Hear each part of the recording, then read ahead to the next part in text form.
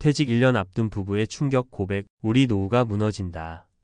여보, 우리 앞으로 어떻게 살아가야 하지? 남편이 퇴직을 1년 앞두고 조용히 꺼낸 말이었다. 그동안 맞벌이하면서 아이 키우고 대출 갚고 간신히 집 장만하고.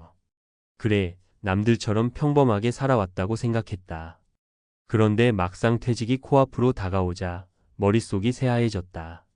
퇴직금? 몇 년 버틸 수 있을까? 연금? 생각보다 적네. 집값? 팔면 그 다음은? 이렇게 허둥지둥하다 보면 정작 노후 준비는 한 발 늦고 삶의 질은 한없이 추락하게 된다. 이 부부만의 얘기일까요? 아니요. 지금 이 순간에도 수많은 50대 부부들이 이런 불안한 마음을 품고 살아가고 있어요. 1. 맞벌이로도 모자란 노후 준비, 왜 이렇게 힘들까? 요즘 50대는 예전과 다릅니다. 평균 수명은 길어졌는데 정년은 짧고 자녀 교육비는 치솟았고 무엇보다 사는 데 드는 기본 생활비가 너무 높아졌어요.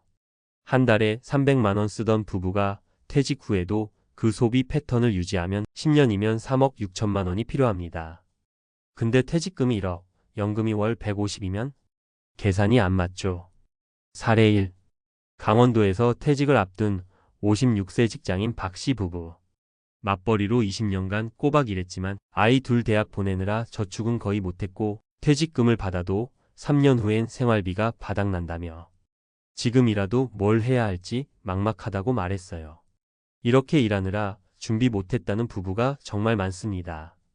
열심히 사는 것과 노후 준비는 별개의 문제거든요.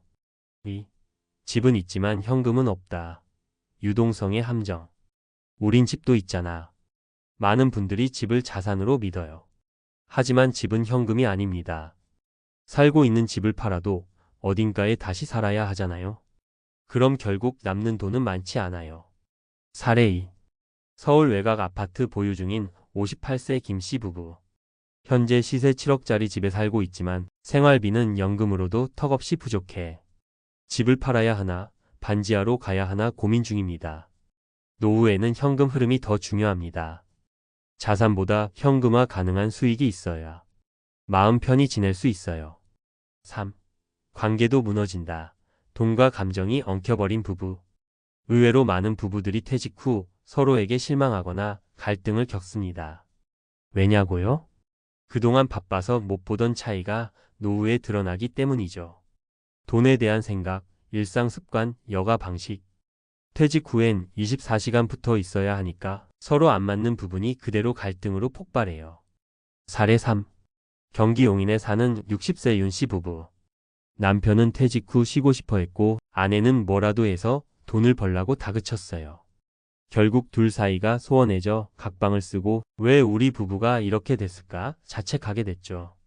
노후 준비는 돈만의 문제가 아닙니다. 부부가 같은 방향을 보고 있지 않으면 감정의 균열이 곧 관계의 파탄으로 이어져요. 지금이라도 늦지 않았어요. 준비는 공감에서 시작됩니다. 그렇다면 어떻게 해야 할까요? 현실을 인정하세요. 우리 지금 모자라다는 걸 인정해야 정확한 플랜이 나옵니다. 지출 구조를 재점검하세요. 소비 패턴을 낮추는 것부터 시작해야 합니다. 커피 한 잔 줄이고 외식 횟수 줄이는 것부터라도. 부부가 대화를 시작하세요. 서로 생각이 얼마나 다른지, 노후를 어떻게 살고 싶은지 솔직하게 나눠야 해요. 감정 싸움이 아니라 공동의 인생 설계가 돼야 합니다. 마지막으로 드리고 싶은 말.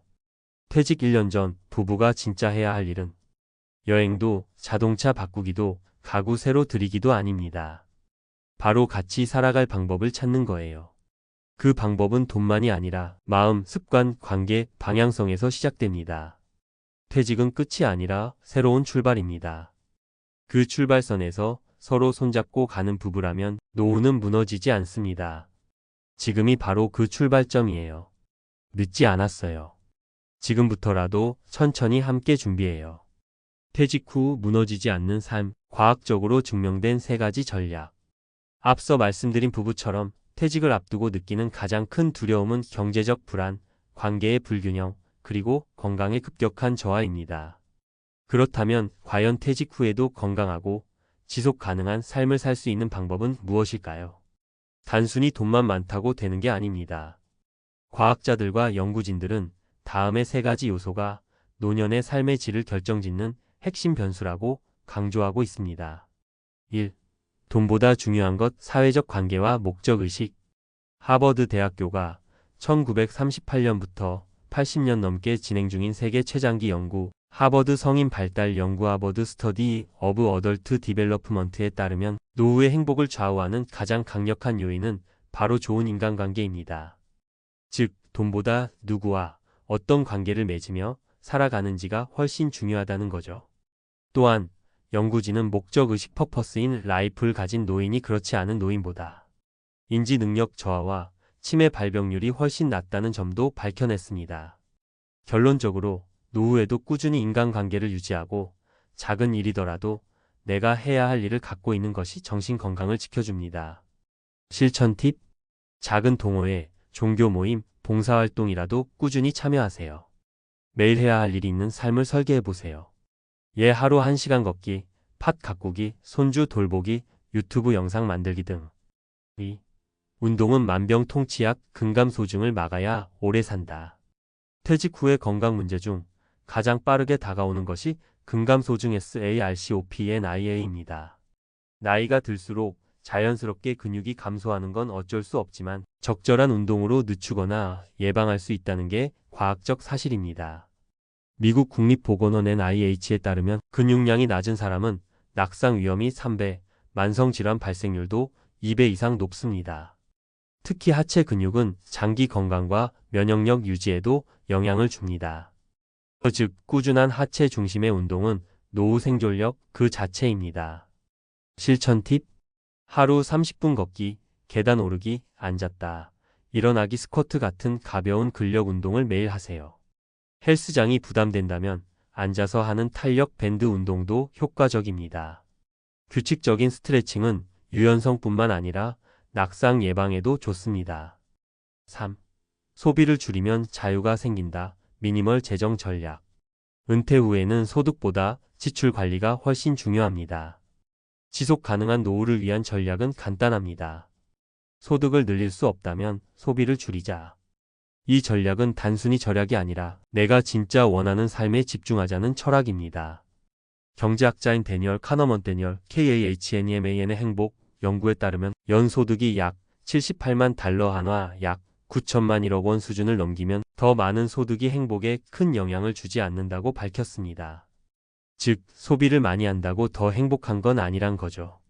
불필요한 소비를 줄이면 마음도 가벼워지고 선택의 자유가 늘어납니다. 실천 팁. 지출 다이어리를 써서 나도 모르게 새는 소비를 파악하세요. 집밥 챌린지처럼 재미있는 소비 줄이기 놀이를 부부가 함께 해보세요. 자동차, 외식, 의류 등 고정비 지출을 줄이면 수십만 원이 절약됩니다. 마무리하며 노후의 무너짐을 막는 가장 과학적인 길. 결국 퇴직 후 삶이 무너지느냐, 우아하게 다시 피어나는가의 차이는 얼마나 잘 준비했느냐보다 어떻게 방향을 바꾸느냐에 달려 있습니다.